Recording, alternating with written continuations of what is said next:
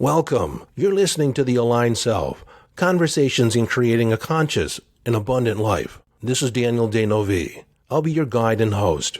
Let's see just where we can take this.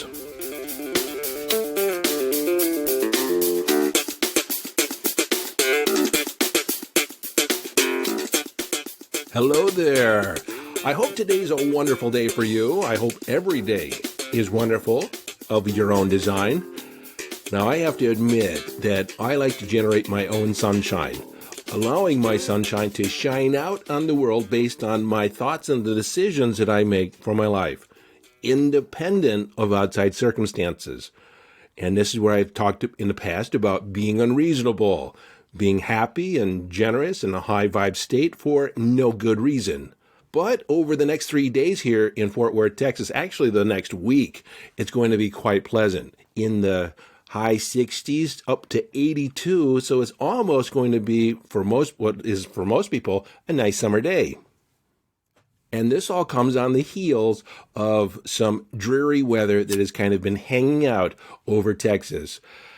You know, I don't necessarily notice the impact of having the sun available so many days of the year. I think it's close to 300 days of sunshine here in Texas. But when it's overcast and we have a week or two of dreariness, I really miss it. I'm really aware of just how much I feed off the sun. But this episode is not about the weather. In fact, most conversations about the weather are somewhat trivial, except, it just popped in my head. I have a client that is a weatherman.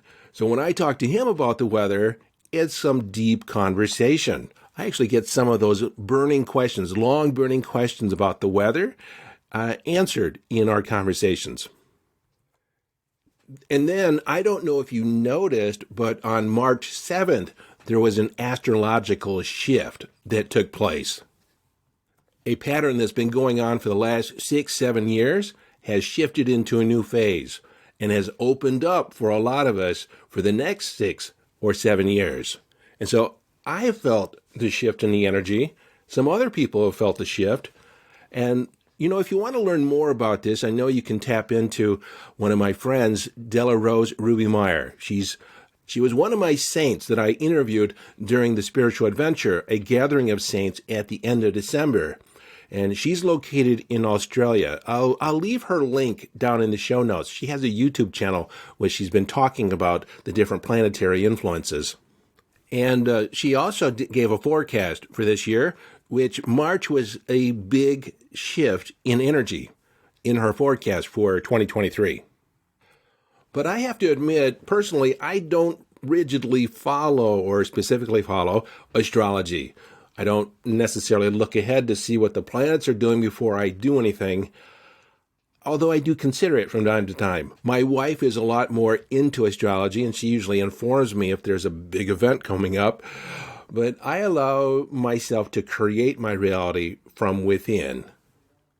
And then I might look at the planetary influences to see if there's anything I need to navigate around or be in consideration of energetically moving forward.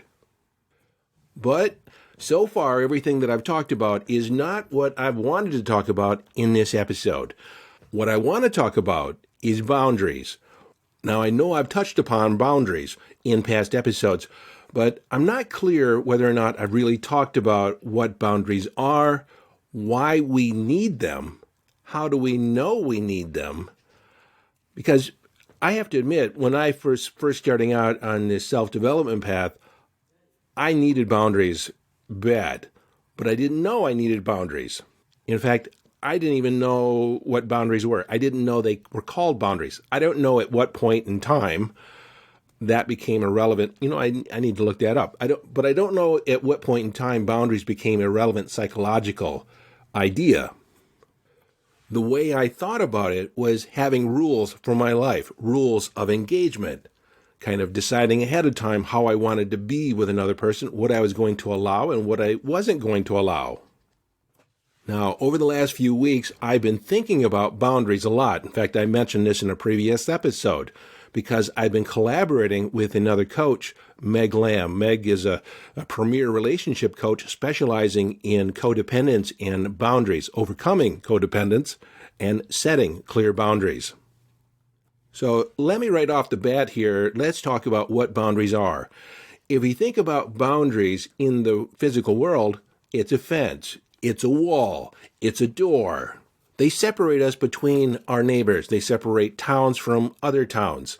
At what point do I leave this state and enter another state? Used to be a big deal when I was a kid. We'd go on road trips and we're all like coming up the state line and we go past the sign and honking the horn and didn't feel any different. Didn't feel any different at all. Although typically once we got further into the state, we noted differences in road construction and signage. And so it's basically creating a separation between where one place ends and another place begins. A personal boundary is establishing where you end and another person begins. In reflecting back over my life, my first real immersion in this idea is when I had my spiritual awakening. And as a consequence, my psychic ability, my empathic ability was somewhat blown wide open, where my energetic field was wide open. So I could not be with another person without picking up on their thoughts, picking up on their internal dialogue with themselves and their emotional state. I have to admit, it was a real education on just how people talk to themselves.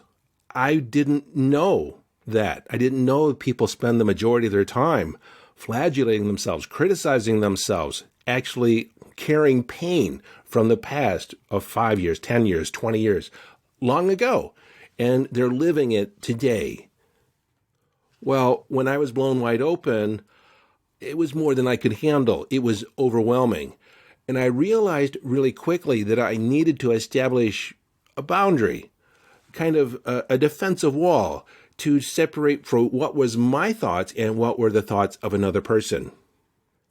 But I have to admit, at the time, I didn't really know it to be a boundary. In my mind, it was a rule of engagement. It was a code of conduct.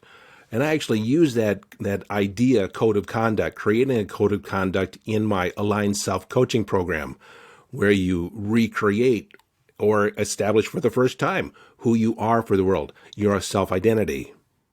But had I known about boundaries, had I known what I know today about boundaries and establishing boundaries, gosh, I could have saved a lot of time. I could have saved a lot of suffering on my part. I could have saved a lot of heartache. And so another way to say it, boundaries are the rules, they are the guidelines, they are the stand that we take for our life to signify who we are, who we choose to be. Because without boundaries, we tend to lose sight of who we are. We tend to lose sight of our priorities, what we want for our life. Now, like I said, I've been in this collaboration with Meg, and we created a 6-week coaching program on establishing boundaries in every area of your life with the purpose of unleashing your authentic self. You see, you cannot be authentic without boundaries.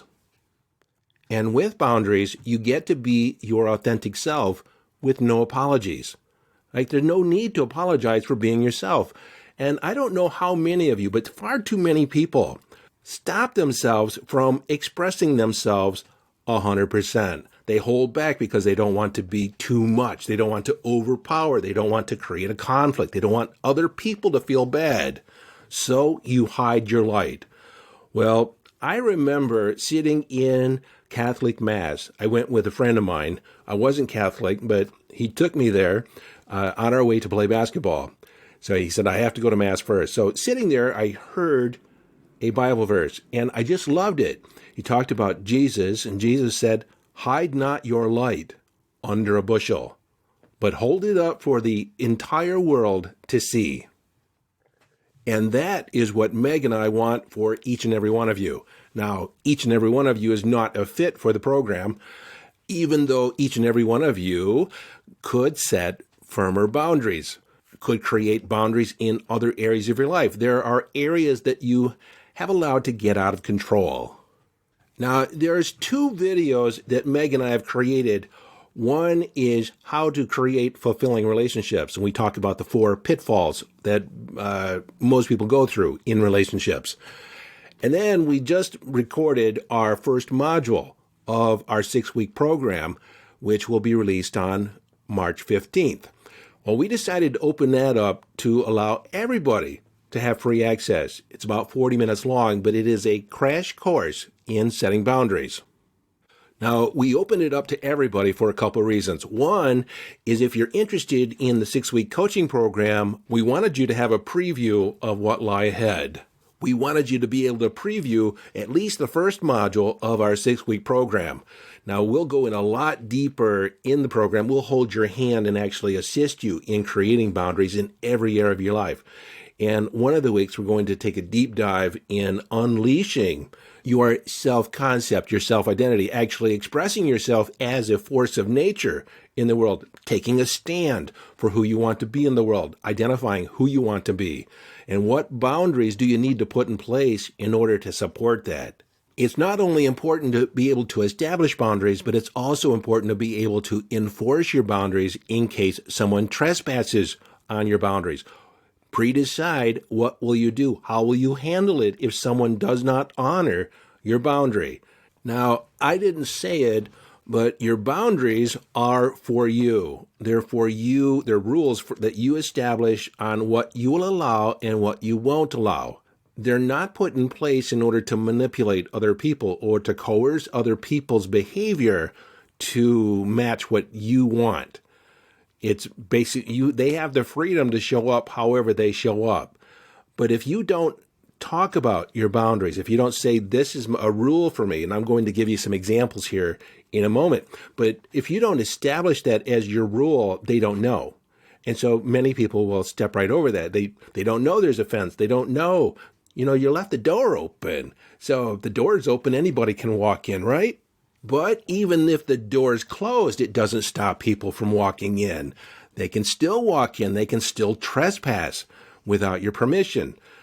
And while most people would honor the fact that, hey, your door is shut, not to walk in, there's a few that don't care. They will walk in anyways. I can remember when I was a kid, I think I was 5, 6, maybe a little older, but the neighbor kid, he was a little older than me, he was talking about the fresh baked chocolate chip cookies that were baked by the neighbor, and they were gone. The neighbors were gone, and he knew those cookies were in the kitchen. We went inside. We opened up the door, and we went in, and we ate all the cookies off that plate. It kind of felt like we were transgressing a boundary, and we were, but the allure of the cookies, those fresh baked chocolate chip cookies, were a lot stronger. That allure was a lot stronger than my resolve to maintain some boundary, which I wasn't necessarily taught was a bad thing, because I'd been invited several times previously, but they were always home before. I never went in when they were gone.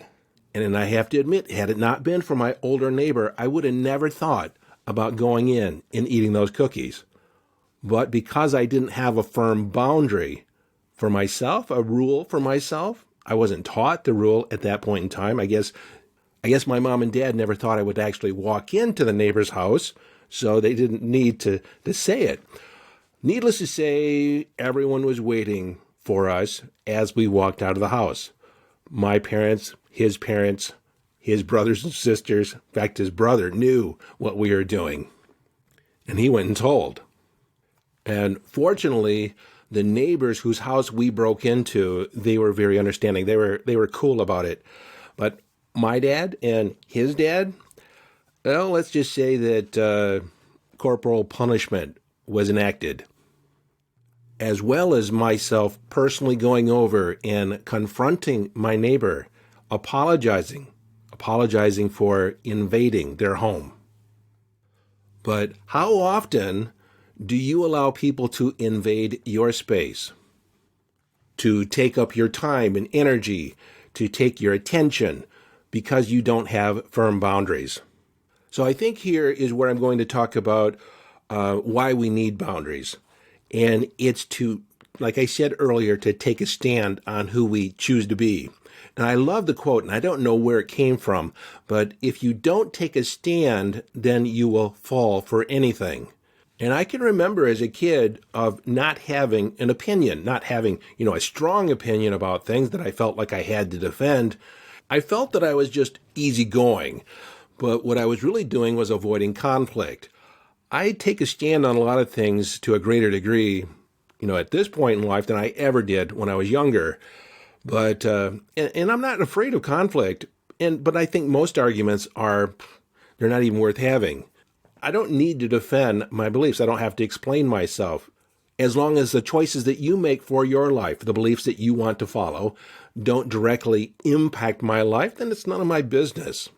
And that speaks directly to one of my boundaries. And one of my boundaries is that I will not impose my beliefs on you. You're free to think and do whatever you want, as long as your actions, beliefs don't impart harm on other people. Direct harm.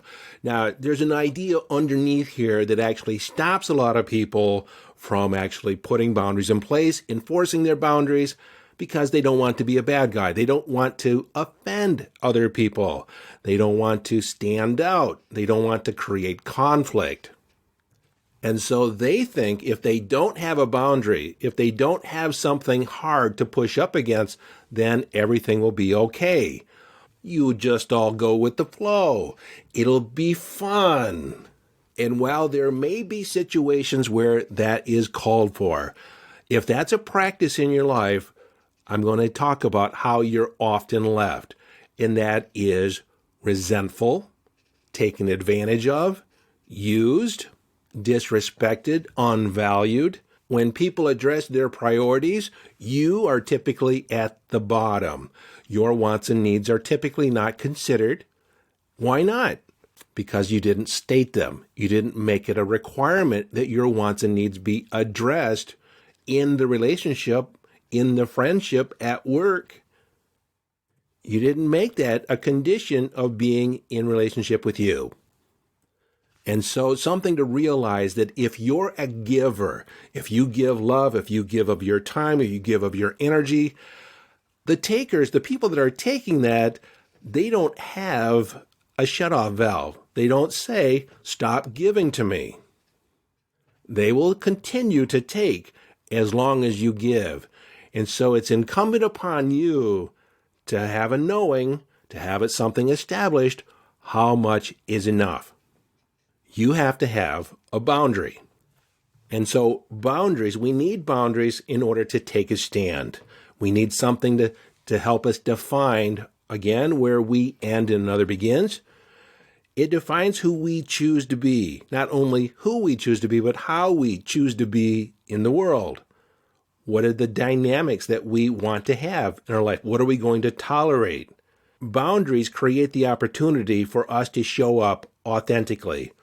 Because without a boundary, then we're going to show up in the way that we think other people want us to show up.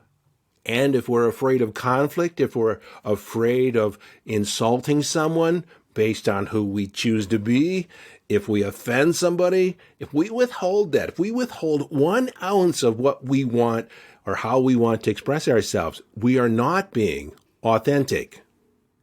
And this is actually a checkpoint. This is actually an opportunity for you to reflect. If you know that you're not being authentic, if you know that you're withholding expressing yourself, if you're hiding an aspect of yourself, then you know that you have a boundary issue. Another thing that we need a boundary for is that it provides the strength to walk away with no regrets if we're abused, disrespected, or our boundaries are really transgressed. Like if someone walks in your front door without permission, with no regard to the fact that it's your house, your self-identity, your character, your life, then you have the ability to walk away. You have the ability to cut them off. Without a boundary, you just let them walk all over you. You tolerate it. And this speaks to those of you that are in a relationship some type of relationship that is abusive, emotionally abusive. It can be at work. It could be a boss that micromanages or is overly critical. It could be a significant other, could be a friend, could be parents, could be relatives.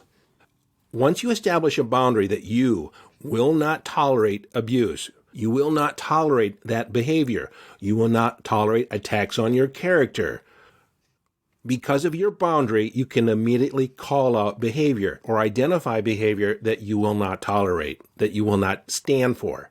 In many cases, once you point it out, they now have the ability to change their behavior. And if they don't change their behavior, if it's just part of their character to attack you, then you have to make a decision to leave. Extract yourself from their presence. One of my boundaries is that if you're my friend, you need to respect me. You need to respect my boundaries. You need to respect my character. Personal attacks on my character are not permitted. Now, you can attack, you can question my behavior all day long because I can change my behavior. I can actually take a look at it, assess, is it appropriate, inappropriate? What is the impact? Am I aware of what I'm doing? I can change my behavior. But if it's an aspect of my character, if it's an aspect of my intention, if it's an aspect of my motivation, kind of the foundation of who I am, questioning who I am as a person, if you question that and you call yourself my friend, that does not meet my definition of a friend, and chances are you're gone. Now, this has only happened to me on 3 occasions. And interestingly enough, it only came about after I held them accountable for an agreement that they had made to me. And then they turned the tables on me and said, "Me? What do you mean, me? Let's talk about you."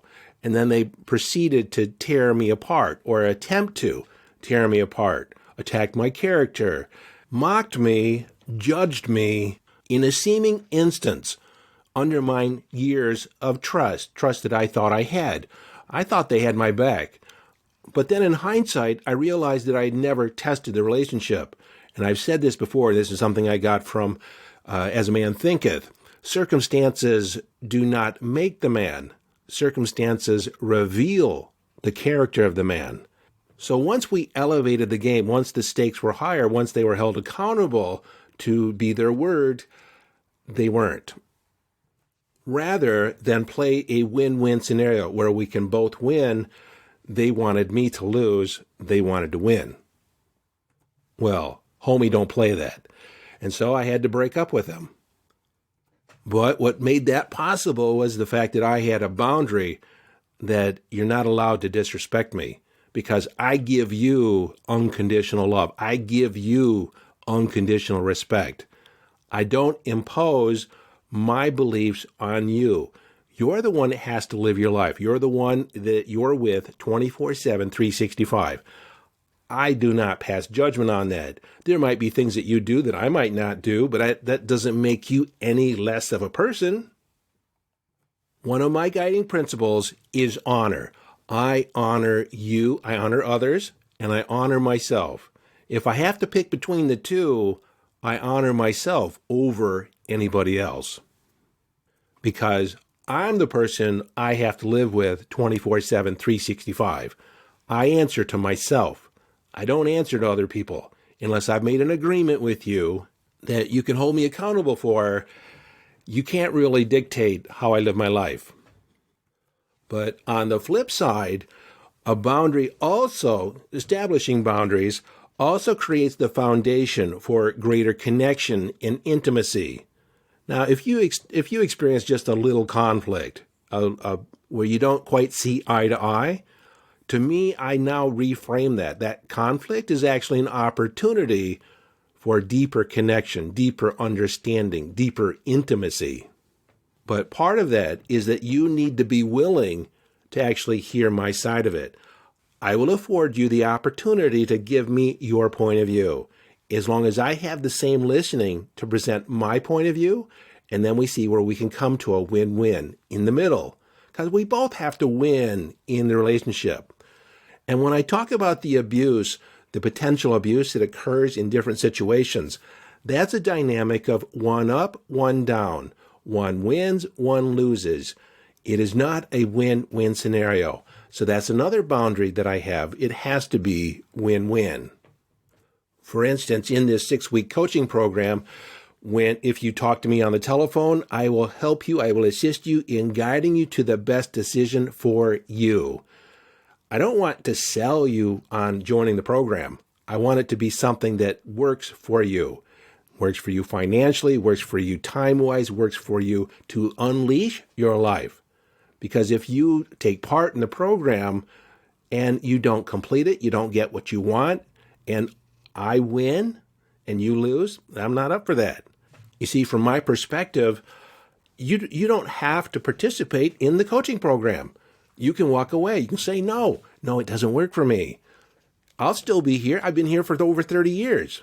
Whether or not you participate in my program isn't going to break me. Granted, we've structured the program to provide a win for everybody, everyone that participates. It will transform your life. But, if it doesn't work for you, it doesn't work for you. And so I will support that boundary. We will support, Meg and I will support your ability to say no if it's a no for you. We don't want you to say yes. And this is a boundary. This is a big boundary for people. I did a whole podcast episode on it, that people often say yes when they want to say no. And the resulting feeling is resentment and contempt. And so a boundary, the ability to say no, the ability to take a stand, helps maintain your alignment with what matters most to you, helps you maintain alignment with your guiding principles, your highest priorities of life. And my friend, this is the metaphor that I have in my mind, and I find it disgusting. I'll just say it. I find this disgusting. See, you're either living your life or you are someone else's puppet. If you're dancing to someone else's tune, you're not living your life. You're living somebody else's idea of what your life should be. And how do you know you might be doing that? Well, I decided to split this episode in 2 halves. So you just listened to part 1. Part 2 is in the next episode. I wanted to make each episode digestible for you. I ended up covering a lot more material than I thought I would, and going into more detail than I anticipated. But that's okay. You end up being the winner in this equation. Now, before I let you go in this episode, I do want to remind you that Meg and I recorded our first module for our 6-week program, and that is available for free for you to preview. Just go to yesdaniel.com and follow the link. And so in the next episode, we continue the conversation on how to know whether or not you're living your life for someone else, that someone else is treating you as their puppet. So until next time, this is your friend and host, Daniel Danovi, urging you to follow your bliss, live your life from inner signals, be inner directed as you engage in the epic adventure.